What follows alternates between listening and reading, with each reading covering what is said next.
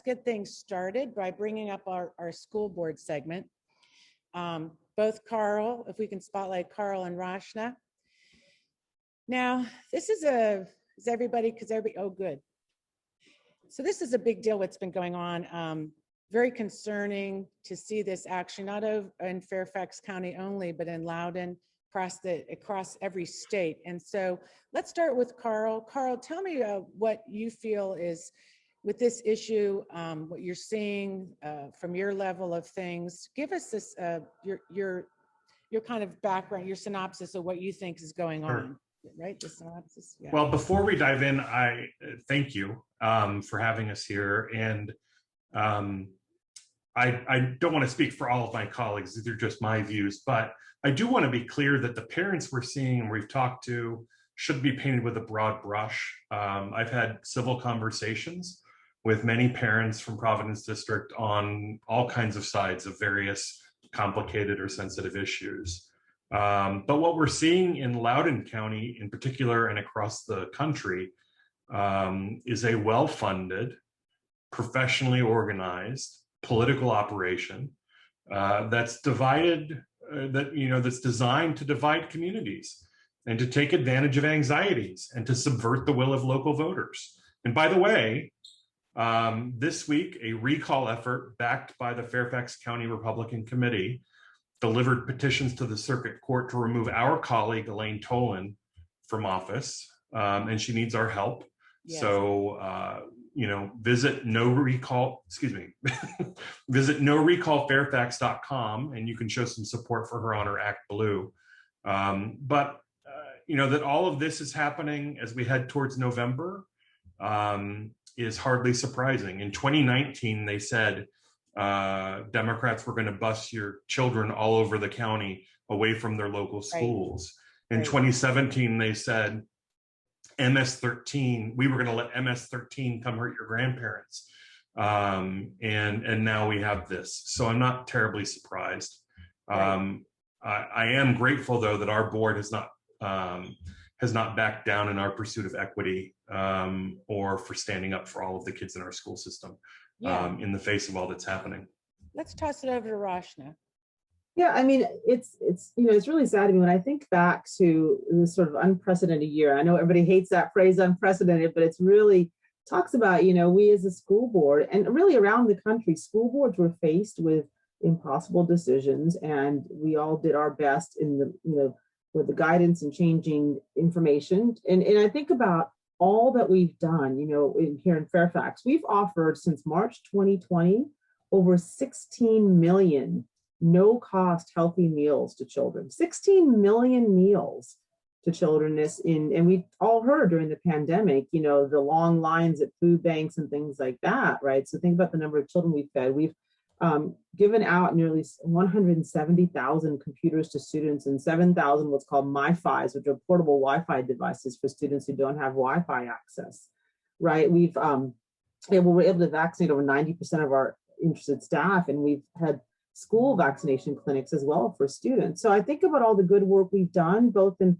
combating the pandemic and making sure students are fed and taken care of. We've increased our counseling staff, we've increased our social workers, we've added staff for ESOL students, we've added a neurodiversity specialist. This board is really focused on making sure that all of our children are taken care of, but especially our most vulnerable children, their needs are met. And so all of this sort of talk is and sort of really coordinated efforts around the country are taking away from the ability to continue that work, or for people to realize how much good work we have done, even in the midst of a pandemic, right? And it's that same sort of talk that I think it's decades old, right? We saw it during, it's the same sort of fear of something, they're using sort of CRT is kind of one of the latest thing to use. And we don't even teach CRT. It's a decades old college level, curriculum what we're trying to do is make sure that we're inclusive and equitable. And I'm like, how does anyone argue against being inclusive and equitable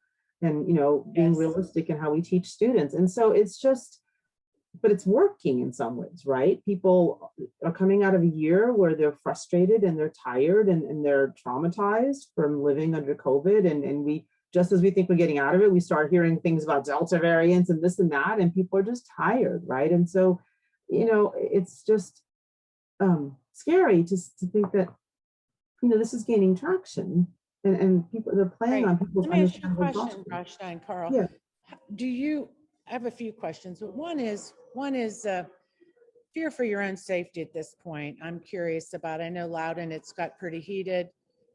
Secondly, why Elaine? Why was she most vulnerable to get those signatures? And I know, Karl, we can talk about calls to action, how we can help, but it just seems to me that it is getting heated up, and I know there is worry about that. So what are you seeing right now with your own, just being concerned about these meetings that are going to be coming up, August 6th, I think there's one. Yeah. So Go ahead.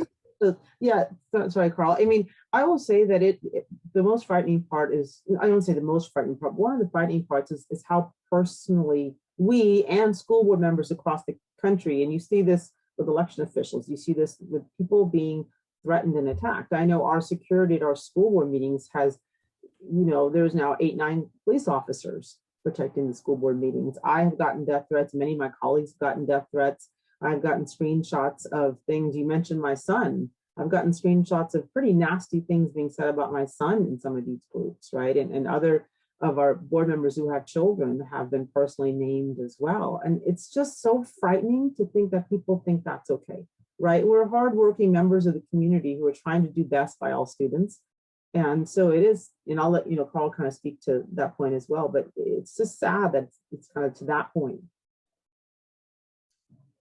I'm not concerned about my safety. I have trust in our school system to keep our school board safe. We have meetings at Luther Jackson Middle School, which is in the heart of Providence District. And I feel safe when I'm at our meetings. I will say that, most of the attacks on me, many of the attacks on me have been targeted at my partner or, make note of the fact that I'm a gay man. They think about my sexuality a heck of a lot more than I think about it myself, which says more about them, I guess, than it does about me. But it is, it's disgusting to see some of the things that have happened to my colleagues on the board. I serve with 11 women on the school board, and the misogynistic, sexist attacks that I've seen on their children, on the fact that there are 11 women on the school board, on their businesses or former businesses, you name it, have been disheartening. But again, that's not representative of our community. Are these outsiders, Karl, mostly? Or are you finding? I think they're mostly Fairfax County, but they're not the predominant voice in this county. I think the reason they went after Elaine, if you ask them or if you read their quotes in the paper, they say it was because she had they say it was because it was easiest to get, the most, the signatures they needed, the lowest threshold with Elaine, which is simply not true. There were 5 other school board members, close to half of us, whose district had less votes cast in the last election. For people that don't know, in order to trigger the recall provisions of the state code, people have to gather 10% signatures totaling 10% of the votes cast in the previous election. And so there were many other people who were much more susceptible to reaching signature thresholds. I can't tell you why they chose Elaine, but the reason they've given is not sufficient. Yeah, no, I know it is concerning. We saw that. And so I'm hoping, like, especially in here with this group, what we want to figure out too is, like, moving forward, like you said, it's the noisiest people that the media covers and gets attention. And I think that it's time for, parents with different opinions or want to support the board. We need to stand up, and we can talk about that before you go, about what we can do. But I'm also interested when we talk about culture wars and we talk about this idea, like trying to be equitable, like Rachna said, these things we're fighting for is inclusiveness, to make sure that all these children, I mean, you guys have such a hard job. You're talking Fairfax, what's 180,000 students.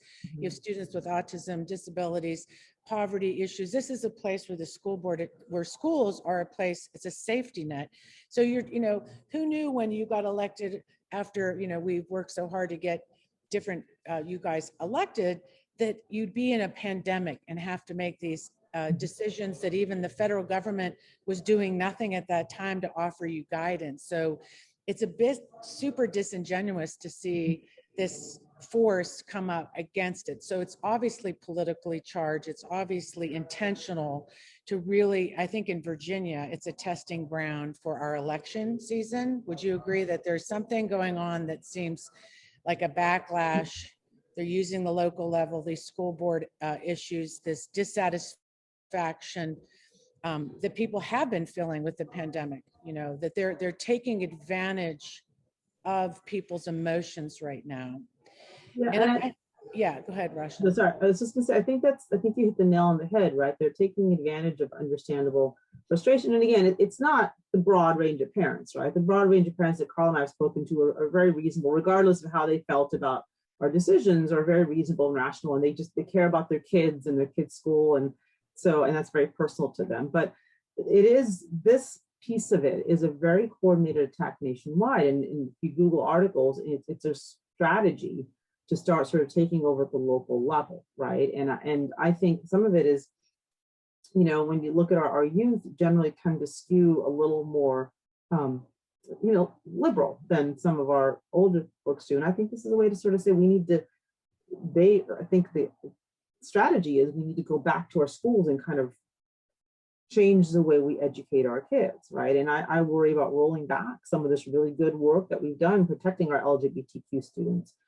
providing inclusive opportunities for students with disabilities, making sure we still have an excellent education for everybody, right? And I worry about, it's not really about me or Karl or any one of us individually, but it's about the good work and moving our schools forward and being inclusive in how we teach, so people understand the, what our history is. People understand how to be inclusive, how to work with our diverse communities, that we make sure all children are taken care of. I worry about the rolling back of that. And it really is, I think, a concerted national strategy. And my worry is that as Democrats, we've come so far in the last few years that I worry that it's sort of not being seen, right? Like, as someone said, we need to have, really turn out in numbers. Yeah, we need to turn out in numbers to show that these aren't the majority of the voices, right? It's not the majority of parents or even the people in Fairfax County, right, who want to do this. I mean, they've already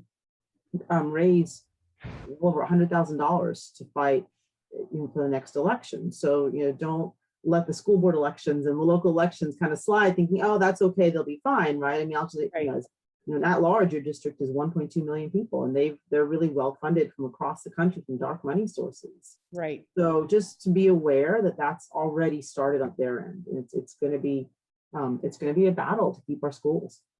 Yeah, I don't hear really larger voices or higher up voices talking about this yet. You haven't heard like the president address this or any.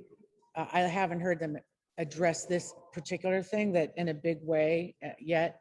But Karl, for our last takeaway, we have a minute. What a lot of people are asking, what they can do, and they're also saying that, this does go hand in hand with the COVID sort of mask, no mask, and all the boards are dealing with so many big issues. And you see the rise of Delta, and it is so. Again, we're like thinking, what's going to happen again? But with that aside, what can people and what should we do? What can we do to be helpful?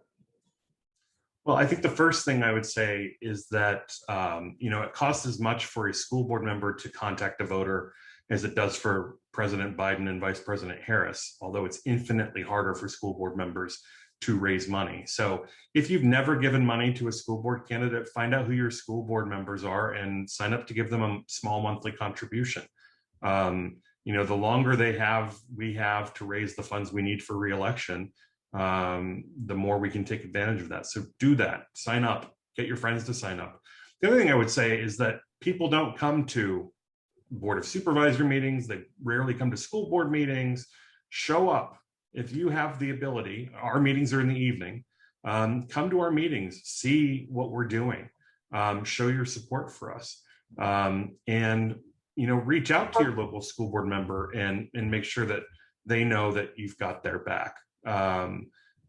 We get plenty of email from all over the county. I don't just get emails from Providence District. I get emails from all over the county, and having a mix of emails with varied opinions is critical to the work that we do.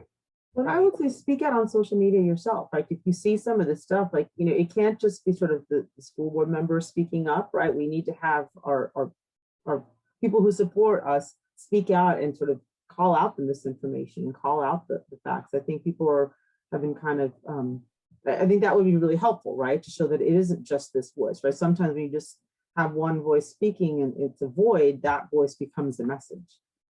So yes. I think that's very helpful too, along with supporting us as well, because there is a very strong coordinated effort on the other side. It is, and I'm thinking too, as we wrap this up, is that with our election this year, there's been some comments that some of the statewide people running could give, and even our own governor could give voice to this issue, trying to, again, not to accelerate it. A lot of times too, when, like, I try not to repeat a lot of the CRT or critical race theory, because it's like, it's not, because this is what they want us to talk about, so it's like, but we have to like say what it is and say what it isn't, say the truth and point out the falsity of it. But they are using these local board disputes to talk about something. Somehow these people are getting information that's false. And I know when we had Dennis Riggleman on here, he was saying a lot of this, former congressperson saying a lot of these people are getting into the QAnon disinformation. They're getting this disinformation. And this is a societal breakdown, really, that we're seeing. It's just not just this one issue. It's these culture wars are really, I think, a lot about, we're seeing a breakdown in trust in government, trust in teachers, trust in school boards, trust in each other. And this is big and serious. So it really helps us get into the next segment we're going to talk about, because these are so related. So thank you too for being here, Karl, Rachna, and thank you for your service. I know it's been a tough year, and know that we have your back, and just please reach out to us and continue to let us know how we can help you. Thank you for having us. Thank you very much for having us. Yes, thank you. And if you want to respond in the chat while you're here, there's a lot of comments in here. So please, while you're just sitting there, go ahead and chitty chat with everybody. And there's a lot of good chatter going on. So I appreciate that.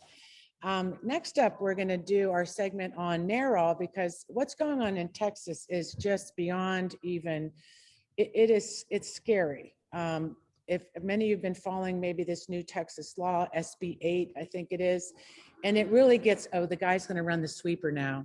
Seriously? He's going to run the sweeper. I'm going to have to hand it over to you guys while I tell him to stop running the sweeper. Anyways, but yes, welcome Galina, welcome Jesse. And then is Anna here also? I'm going to hand it over to you real quick while I have the sweeper guy turn it off. And please get this discussion started about what is happening with these abortion laws and what the big concern is. Thank you, Catherine. I think Jesse, it's on to you. Thanks, Galina. Hello, everyone. I'm so happy to be here, even though this topic is really difficult. My name is Jesse Torrey, and I'm the Managing Director for Whole Woman's Health Alliance. We are an independent abortion provider and advocacy organization. We operate here in Virginia. I am here in Charlottesville, where we have a clinic. We also operate clinics in Texas, of course, and Indiana. But today I'm really going to start talking about what's happening with SB 8 in Texas. And you might have seen yesterday that Mississippi asked the Supreme Court to overturn Roe v. Wade. So these are all connected, right? And here we are in Virginia, where last year made huge strides in rolling back abortion restrictions. And we really need to do all we can to maintain and keep moving forward to repeal restrictions here in Virginia, as we see more and more abortion restrictions being passed in states in the South and the Midwest. Texas, I mean, scary is almost an understatement. And I will say SB 8, which is a so-called 6-week ban, sometimes called by the antis a heartbeat bill, is a bill that bans abortion when there's a fetal heart tone detected. And so that is before most people know that they're pregnant. I will say in our clinics, about 10% of the abortions we provide would happen within that window of period. So you're leaving out a huge number of people who need abortions. The law has not taken effect. It is scheduled to take effect September 1st, but it is already having a huge chilling effect in Texas. Patients are think that abortion is already illegal. They'll be calling for appointments. They are desperate. They are scared.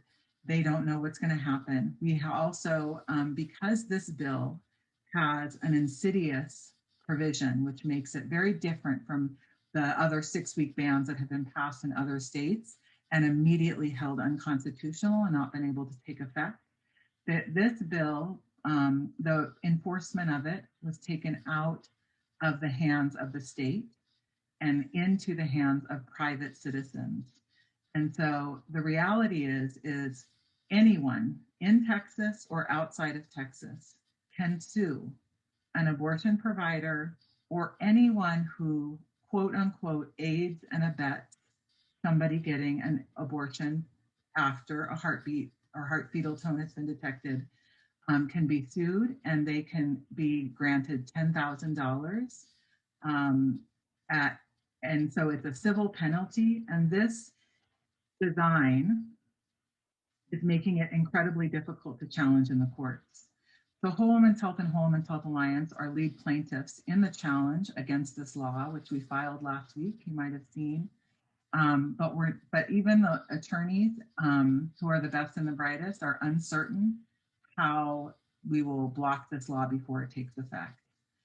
So that's just a little bit of the synopsis. And what I will say is staff, doctors are worried about getting sued. It's going to shut down clinics. It will require people to travel out of state to get abortions. And the reality is those people who are driving people to the clinic, who provide funding to support people who can't afford an abortion, maybe even clergy who are counseling people, could all be sued under this legislation. This is also kind of forewarning for what is to come, right? So what happens in Texas doesn't stay in Texas.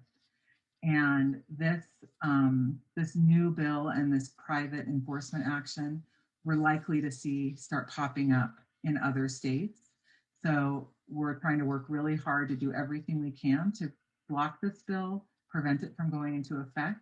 But the reality is we need to be really vigilant in the states where abortion remains available to expand access and really focus on the states that will, regardless of what happens in the Supreme Court, hold abortion as an essential health care and right, like here in Virginia, right?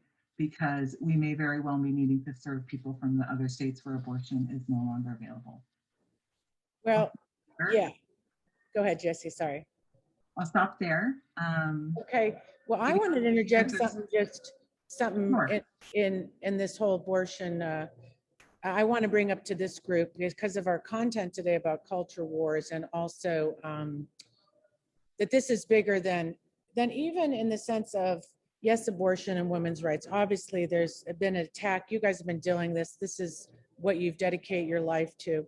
This law in Texas is a little bit off the rails, bigger than anything. I mean, just really, like you said, bigger than scary. And I put an article by Dahlia Lithwick in there on Slate that everybody should read, because what they're linking to with the unrest we see from the school board is this breakdown in society, breakdown in trust, this attack on our media saying you can't trust any newspaper, you can't trust any institution, you can't trust the scientists, you can't trust anything. And they're putting the trust or whatever, the power into people's hands, right? So they're turning people into, like you said, spying on women. Like if you're like a rape counselor and you say to your patient or your talk about abortion, somebody could sue you, right? So you're doing this vigilantism, and you're turning our society into like even beyond a police state. It's really these people that are on the fringe anyway. In this pandemic, coming out of a pandemic, unstableness, you see just fringe elements that attacked an insurrection. Now you're putting this power into these people's hands, and you're saying basically, you know, from stand your ground, you could basically shoot anybody. If you know anybody you think that's talking about anything that deals with women and abortion, you can just sue them and the state will pay you money. So this is why I want people to look at this issue on not just your usual reproductive issue that we're always concerned about, women's agency and decision making. But this is something happening in our country that's about really about authoritarianism, about turning people this way and giving them the power to do this against their neighbors. Let that sink in. Read that article I just put in there. So I don't know what your view of that is, but this law is off the rails and should concern every person. And really the connection to the speakers before, right? What I heard is the people who are speaking so loudly does not reflect the values or the preponderance of folks who are involved, right? So this is not a Texas value. These are not, most Texans support the right to abortion. Most Texans do not support this move, right? But the people in power, and then a minority of extremists who have, you know, because of a lot of different reasons, have the power to do this and to move this forward. It is being thrust on Texans, and you're exactly right. It's turning neighbor against neighbor. It really is so damaging and dangerous, and only adds to the stigma and shame around abortion. I will say that the pregnant person is the only one who is exempt from this law and cannot be sued. But that is just kind of a ploy, right? Because everyone around that person who may support or provide the care is at risk. And so what does that put on the person who is in that situation? Yeah. Well, I'll pitch it over to Anna and Galina if you want to. Sure. So what's happening in Texas, like Jesse said, isn't going to stay in Texas. And actually across the country, there are 38 or 39 states where the laws, the criminal laws targeting abortion actually do target the pregnant person herself or the pregnant people themselves. So in those states, if those laws are upheld eventually post, whatever the Supreme Court does with Roe v. Wade, all of a sudden pregnant people can become targets of prosecution. And if you think that it's not happening in Virginia or it won't happen in Virginia because our law is different, well, in Virginia, our abortion law is located in the criminal code. Abortion is a crime except, and there are all of these exemptions, but ultimately abortion is a felony unless it is performed under the exemptions that we have in the code right now. And while our code seems to state very clearly that the pregnant person is excluded from prosecution, we've had at least 2 cases where prosecutors have pursued pregnant people for prosecution under the self-abortion charges or filed charges. In one case in 2004, the judge dismissed that case and said that the law cannot be used that way. But in 2014, a judge in Chesterfield said, no, it totally can. We're fine. We can use it that way. Oh, so sorry, that was 2016. In 2018, those charges were dismissed because prosecutors could not prove their case. But there is no precedent in Virginia. There's no precedential decision that says that you cannot use our abortion code to target a pregnant person. And when you think about sort of the kind of judges we have in the Virginia Supreme Court, one of them is Judge Chafin, and she sat in on she co-wrote an opinion on a lower court, an appellate court, targeting a woman who had a miscarriage and disposed of her miscarriage before going to the ER for medical attention. And instead of getting medical attention, she was prosecuted for concealment of a dead body. And she served 5 months in prison for that. The case was appealed. The appellate court, with Judge Chafin, said, no. As long as a medical examiner can determine that those are human remains, it's a dead body. So you can have an extra heavy period. And as long as there's an expert who can determine that you had a miscarriage, even if you yourself cannot, that's a dead body under that particular appellate decision. Thankfully, it was only a three-judge panel, so it's not precedential, but it does tell you kind of the mentality of the judges that we have in Virginia and the mentality of the judges that we now have on the Supreme Court of Virginia. No, that's yes. Yeah, which is why kind of it's so important to protect access here, and it's so important not to get complacent and not to think that this stuff can't just roll over into our state, because we've been blue for a little while, we got a little comfortable, we can't get too comfortable. And even if the General Assembly doesn't do anything, even if the governor doesn't do anything, you have these rogue prosecutors, rogue Commonwealth attorneys across the state who can press the issue and then press the issue through the courts that are not favorable to people's reproductive rights. No, you're right. And I'd like to pitch it over to Anna to wrap it up. You see these bills all over in Missouri, different bills where they're forcing people to do some kind of funeral within it. And all of us in this room, a lot of us that may have had a miscarriage or dealt with abortion, understand that this is totally just an infringement on women's rights and just agency over their body. And it's not in reality. It's just really not there. So Anna, why don't you talk further about this? And I know this is passionate for all three of you. We appreciate what you do in this fight. And in Virginia, we do really have to make sure that we keep this state run by Democrats right now. I mean, really, because this is super serious what we see in other states. Thanks, Catherine. And I feel like I'm going to say exactly what you just said, really. So I don't want to spend too much time preaching to the choir here, but I really wanted to emphasize that we are essentially an election away from some of these laws like we're seeing in Texas and Missouri and Arkansas. The anti-choice Republicans in the state legislature are very much aligned on this issue.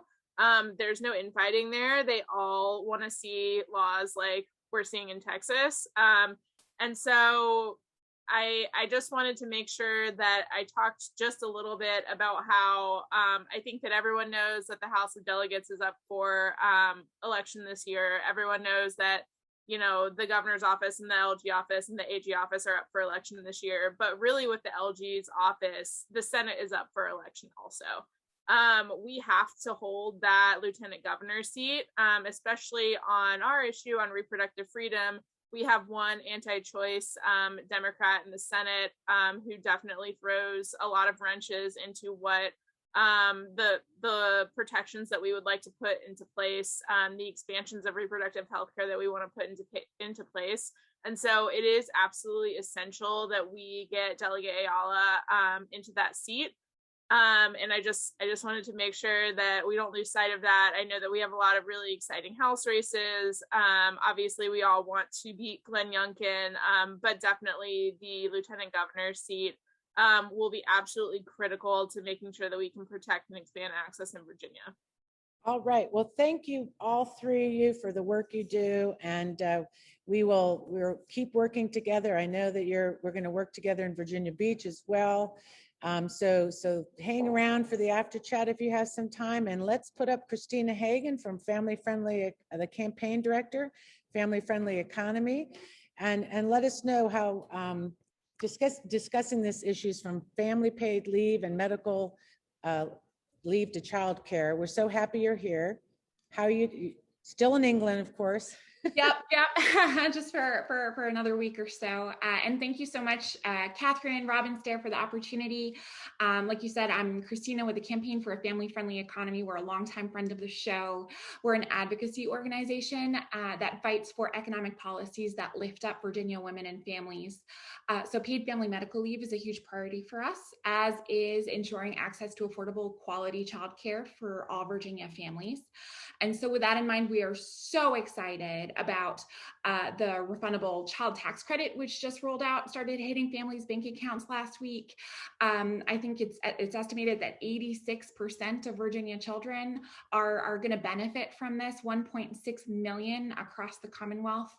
And within that 1.6 million, it's estimated that 249,000 kids across Virginia will be lifted above or closer to the poverty line by this expansion. And that is just incredibly huge and impactful for families just across Virginia. So the next challenge federally, of course, is around the American Families Plan. And I do have a call to action for y'all on that in just a minute. But first, I just wanted to share a little bit about this really cool project that we've been working on for the last several months, our storybook project. So you can see my background kind of highlight some of the stories that are in our July storybook, which we just published last week. The goal is to publish 20 stories every month of Virginians just from across the Commonwealth and their experiences. Many of them in the absence of paid leave, some of them had paid leave, and kind of highlighting frankly, the disparities that exist in Virginia. 55% of Virginia families find themselves unable to take unpaid leave, either because they are ineligible for FMLA, the Family Medical Leave Act, which was passed by Congress in 1993, groundbreaking at the time. But of course, as we've evolved, it just has got to a point where we need to beef it up a little bit and make sure that families have the opportunity to take paid leave when they need to. So with all that being said, our July storybook is super exciting. I'm happy to drop a link in the chat in a minute. Oh, is it already there, Catherine? I see It is, and I love it. I looked at that and I just want it to come to life. I think we should run some ads with that July, those storybooks. They're just fantastically done. Great job. Thank you. Thank you. Yeah, I mean, for definitely take a moment, everybody, to look through. But in there, you'll see, for instance, we've got testimony from folks like Alexis in Chesterfield, who's a child care provider who scrimped and saved when her own child was born. But even so, she had no choice but to take 8 weeks of unpaid leave. And here we are 3 years later, still catching up on bills. Her credit is shot. And that's just not acceptable. We have Diana in Hampton in the storybook with an absolutely heartbreaking story about trying to help her daughter in her battle with addiction. And then our very own Laura Collins is in this month's storybook, sharing her experience with being able to take temporary paid leave last year, under the Families First Coronavirus Response Act, where federally they made a short-term paid leave program available, but it expired at the end of last year. But what that enabled her to do was to be there for her daughter, get her situated with virtual schooling, handle her mother's COVID diagnosis and recovery and getting her enrolled in Medicare, all while maintaining her job and not missing a paycheck. And that is really what we're advocating for, is making sure that every family can deal with these types of emergencies and crises without falling behind on bills. So, all right, I'm gonna switch gears just quickly to. Yes, I see you're doing postcards for paid leave. Is that something that you're doing? Who doesn't? Yep. I mean, postcards now are the big hit, right? So now we're postcarding for everything.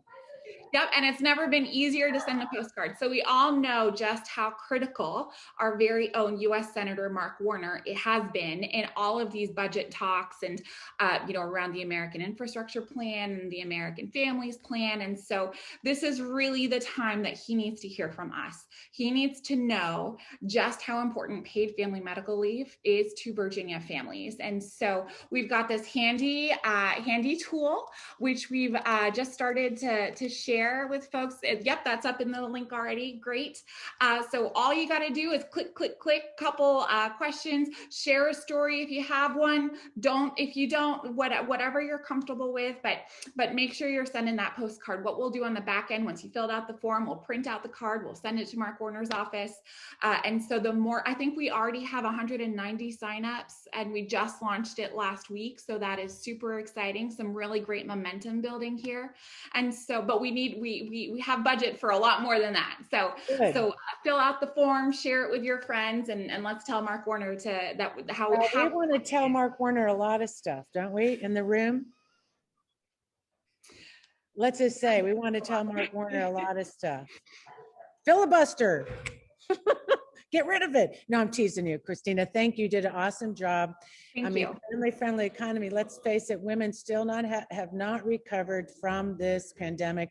We're still not back at work. We, the school challenges, and then you look at the school board mess. It just feels like right now our society is sort of, as we say, upside down.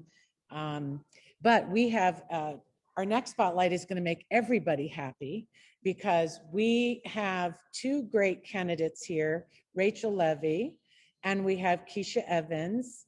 I'd love to bring both of them up, and I'll start first with Keisha, because Keisha has an awesome dress on, and Rachel's gonna follow up with an awesome, also, what do you have in your background on the wall, Rachel? What is that? Is that your medical degree over there?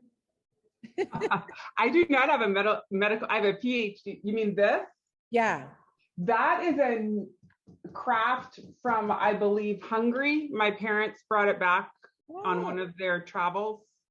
Nice. Yeah, I wasn't sure what that was. It looked pretty cool. So Keisha, we met at in person at the Nova Women's Summit, and you were just awesome. And my favorite memory is when one of the elected said, I think one of the congressmen said, "Oh, Jerry Connolly, House delegates stand up," and Keisha got on her feet and she's like, it's me, it's me, it's me.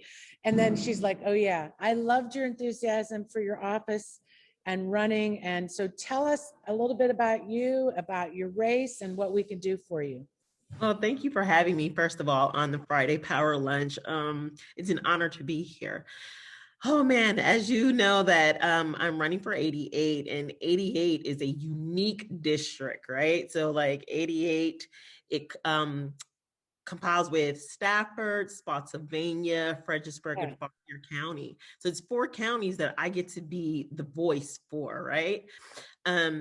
For 19 years, that seat has been held by the same person. And so finally, he's getting up out of there. And so we have the opportunity to flip it. And so 88 this year is going to be flipped. And it's going to be flipped with the Democrat, right? Because when we vote, we do what? We win and get things done. Exactly.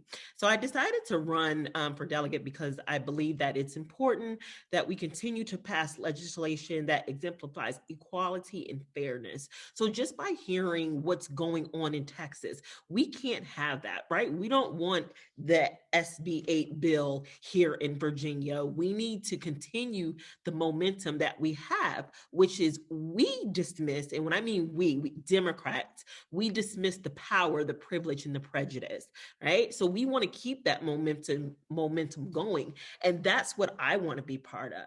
2020, it was really, really hard for everyone dealing with COVID-19. And now that we're talking about this new variant, people are actually scared, right? And so we need not only Democrats, we need all legislators to understand, like, coming out this pandemic, we need to help our small businesses, but our businesses. And just last week, we were rated #1. Democrats did that. #1 to do business. We did that. Say it, own it. We did that. Democrats did that. And we did that. We have to continue to be #1. And so I want to be part of that team. I want to be part of the #1 team.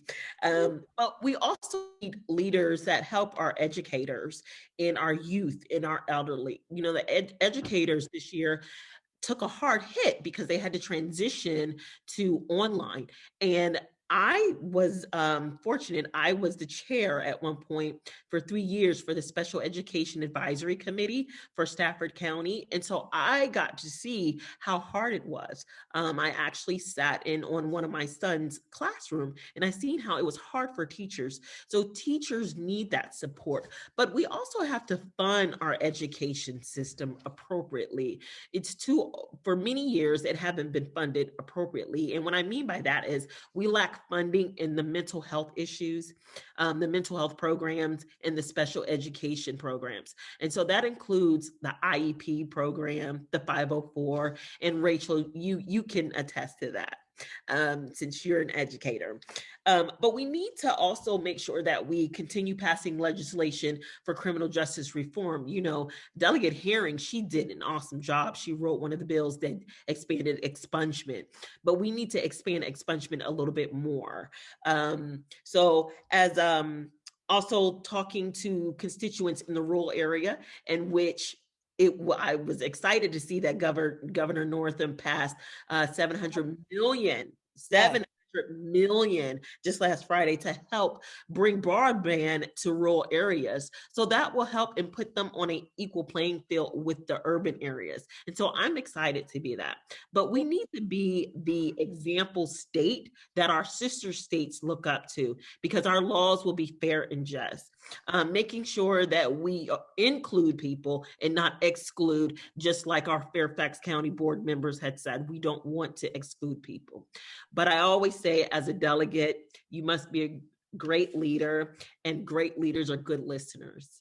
So good listeners must be great communicators. And this is a skill set that I have, listening to the constituents and working as a team player to make sure that common sense legislation can pass. So that's what I'm writing. You did good. I love it. And I think everybody in this room is excited to support you, right? Yes. So I can say, I Look tell at that room. Woo! I tell when I meet people, I'm like, everyone is a Keisha because they're knowledgeable, effective, community driven, innovative, and an activist. If all of us in this room are that, then you are a Keisha. And I love that. Put that in the chat first. Will you do that? Rosemary, maybe she's paying attention with the Keisha. I love it. Yes. And with that, let's everybody, we are Rachel. Rachel, do you have something for your acronyms? Responsible. You know, one of my supporters does, but I don't remember it off the top of my head. Maybe Ashley could, at my virtual campaign kickoff, one of the speakers did an acronym with my name. So should I go ahead and introduce myself? Oh my gosh, yeah, take it. It's yours, yeah. I'm Rachel Levy. I am running for the House of Delegates in the 55th District, which is the western half of Hanover County, about 2/3 of Caroline County, and 2.5 precincts in Spotsylvania County. So Keisha and I overlap a little bit in some of our meetings and such. I am a public school teacher. I am a mother of 3. I am a community leader and activist. I have a PhD in educational leadership and policy. So today's topic was really of interest to me because my area of expertise is politics of education and school governance. I've been endorsed by Vote Mama, by the Network for Public Education, by Diane Ravitch, by Vote Pro-Choice, and by Planned Parenthood Advocates of America. And I am running to strengthen our public schools and make sure they're fully funded, to ensure better access to healthcare, especially mental health care, and yes, reproductive health care. I'm running to make sure that our environment is protected and that we take action to mitigate the impact of climate change, and make sure that our criminal justice system is fair and humane. And yeah, broadband access is also a huge issue in the 55th District. And I'm running to serve my community. I am a public school teacher, which means I'm a public servant. And no matter who my students are or where they come from, I am responsible for educating them to the best of my ability and for treating them with dignity and respect. And I believe that all of my future constituents, no matter who they are, where they come from, the color of their skin, their gender identity, their income, how they worship. I could go on, no matter even how they vote. They deserve representation and they deserve to be treated with respect. All constituents. Yes. And I'm also running to keep Virginia in Democratic hands and to expand the base in my district. And what Anna said really spoke to me. You know, the work that candidates like I do locally, we help those statewide candidates. And that's why we need help. We are getting folks out to vote whose doors are never knocked. You know, we are targeting new, non and infrequent, reluctant voters. We've knocked about 1,500 doors so far. We've made countless phone calls, sent texts. And so I encourage you to help me and other candidates like me who are running in more conservative districts. Help us to do that. I'll put if my campaign manager hasn't already, we'll put my website in the chat and you can donate, please. You can sign up to volunteer. You can volunteer remotely. And I want to thank Network Nova. Also, I came to the event in Northern Virginia recently.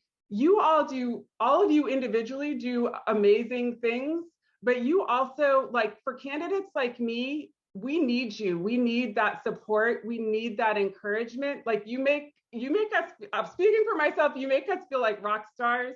Yay. And I just want to thank you for that. Because I love running for office. I'm enjoying it, but it's hard. And having that support and that enthusiasm and that unconditional love is so important. And I value it and I cherish it. So thank you. Thank you for those wonderful words. Catherine, I know it's 1 o'clock. I just want to say something real quick to piggyback off what Rachel said. When we ask for support, I know we ask for money, but also words of encouragement is free. And so a lot of us, we don't talk about our mental health because we're the candidates, right? But after it's all said and done, after November 2nd, please check on candidates, rather they win or rather they lose, because no one talks about what's really going on in the mental health state when it comes to candidates. I'm so glad you brought that up. And, you know, we made a point in 2019 after that. We had a big win in 2019, but not everybody won, but they helped us win. And we traveled out to meet those candidates and we learned so much. And that's actually how we why we're in Harrisonburg right now, is because we realized that, you know, we need to support everybody that runs. It doesn't matter if you're going to win or not. It's like, Rachel said, that's how we win at state level, is we support every candidate because people need hope. They need somebody to vote for. Because I just want, you know, I know we're at 1 o'clock, but I can't, I'll just take this opportunity to say that the one thing we know is if we're not reaching voters, someone else is reaching voters. Right. One thing they did make a mistake in the presidential election, why we lost some Senate seats, is because there was people getting to voters and Democrats were not reaching them. They didn't think they needed those voters. With so much bad information was getting to them, or information that really turned them in a different direction. We have to make sure that we are getting our message out. And that goes for everybody. We have to talk about why it's so important that we really hold the state. We see the leadership of a Republican Party that doesn't care if its citizens die with COVID or they don't have heat. It's basically, sorry about your luck. We don't want that here in Virginia for sure. Correct. So with that said, what a great show. I appreciate everybody that's in the room. I want to remind everybody it's still time to sign up for the Women's Summit. We are going all summer long. We have still virtual programming that has been quite awesome. In fact, if Katie Sponsler's in the room, Katie, are you here? Can you come on the screen real quick? We did a Twitter storm last night for Katie. And if she's not here, is she here? Katie? Robin, is Katie here?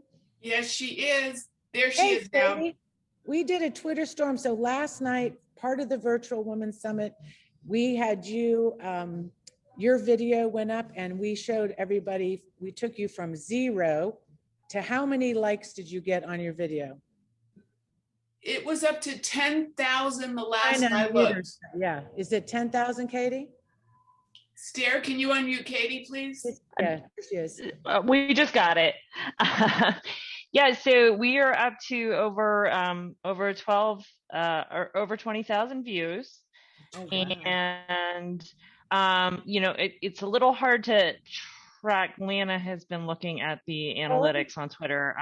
But yeah, we have several, we have over 1,000 retweets, and so yeah, it's getting to the point where it's difficult to track organically, which is great. Let's put the link in this. Can we put the direct link into this so everybody can like it and retweet it? So the purpose of last night was really how to take your tweet, how to get your message, and how to use the analytics to get it up there. So Katie, we took one of her videos. How much fun was that? And then within seconds or minutes, you got 10,000 likes. So we're going to do that every Friday. Not just with you. We're going to pick different candidates and we're going to do a Twitter storm. So that's why you need to buy a ticket. Let's always make it me. Let's just, no, I'm kidding. No, and that's the beauty of the Women's Summit, trying to do virtual programming to help candidates and campaigns.